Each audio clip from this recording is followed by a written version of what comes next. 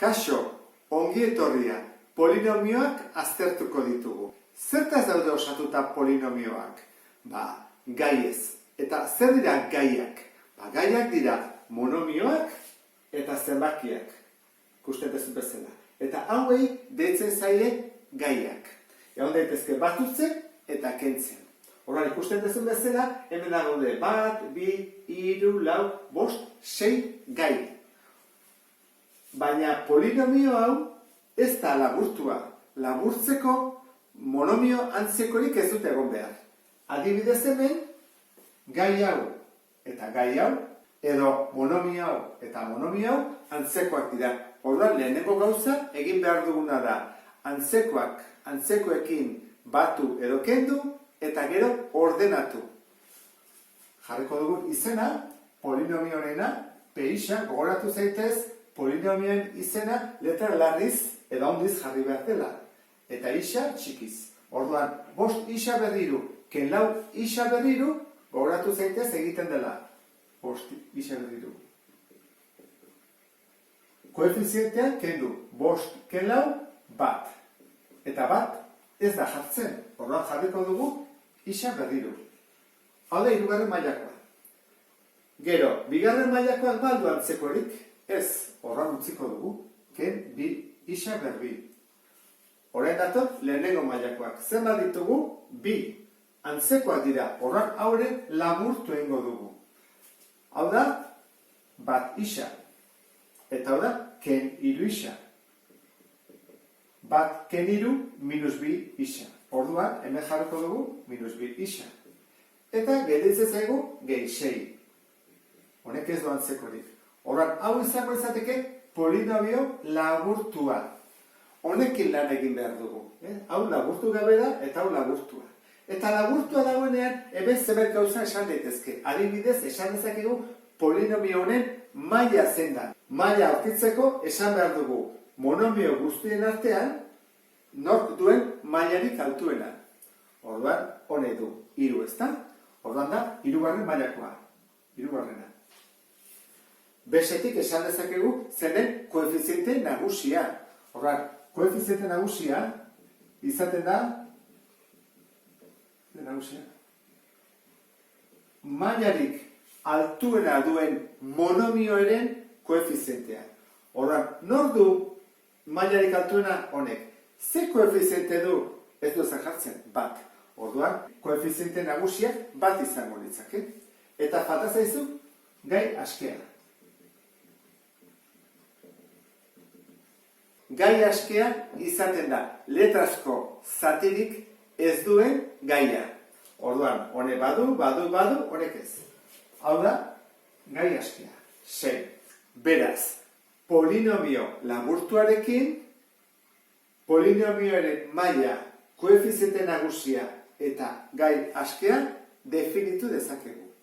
Gogoratu behar dugu baita ere, polinomio baten zenbakizko balioa zer den. Eta hemen jartzen du bezala, P polinomioaren zenbakizko balioa aldagaia -3 denean, horrek ez zesan nahi du. Nahi bat badut P ixa. Eta ixak balioa du zenbaki bat, nik ixaen ordez jarri bat dut A, zenbaki hori. Hau izango izateke zenbakizko balioa. Orduan, ariketa honetan izango litzake P ixa, hau baldin bada, ixaen ordez jarri behar dut beti -3, parentesi artean. Orduan, ixa kentzen dut eta jartzen dut -3. 2, horren, bai jarri behar dela puntua, 2 bider. -3 berri. Ken, 4, berriro puntu bat, bider delako, eta ixaen ordez -3 berriro parentesi artean gehi 6. Orduan hemen, atako zaigu, zenbaki konkretu bat, balio konkretu bat. Egiten da, lehenengo berreketak, -3 berbi, hori da 9, eta biderketarekin 2 bider 9, 18. Gero dugu, 4 bider -3, eta gero ken jarri, edo nebara, errexagoa, -4 bider -3, plus 12, gehi 6. Orduan, polinomio honen balioa isa minus iru denean, da, 18 gehi 12, 30, gehi 6, 36. Hau izango litzateke, zenbakizko balioa isak minus iru balio duenean. Bukatzeko gogoratu behar dugu zer den polinomio baten erroa. Ordezkatzen dugunean isa zenbaki batekin, atea batzaigu polinomio horren zenbakizko balioa berdin 0. Ez badatatzen berdin 0, ez da izango erroa. Orduan, polinomioak oso erro gutxi izan dituzte, 1, 2 edo 3, segun ze mailakoa den. Asko gero honekin. P polinomioaren erroak aldira isa berdin bat eta isa berdin 2.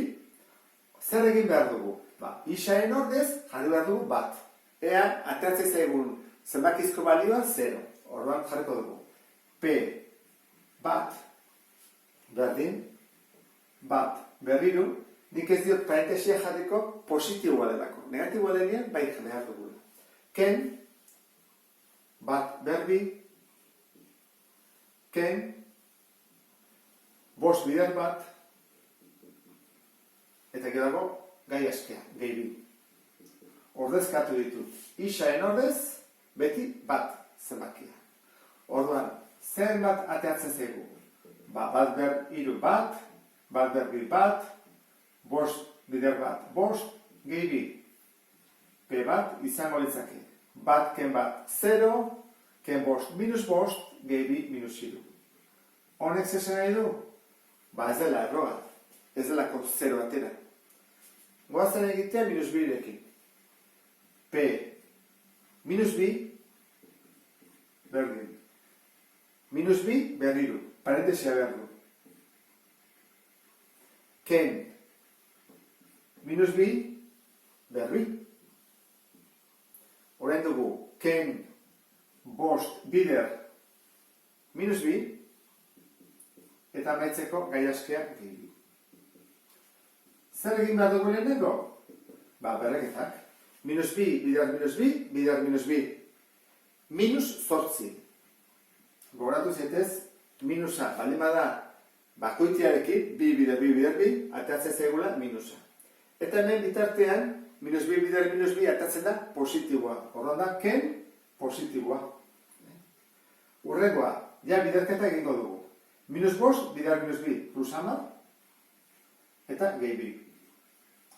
P minus bi izango litzake. Negatiboak zenbat ditugu? Minus 12. Eta positiboak 12. 12 gehi minus 12, 0. Orduan, esan dezakegu, hau, bai dela erroa. Isa minus bi denean, polinomioen erroa da. Eta sarrera honekin, ulertu duzulakoan, beste bat arte, agur.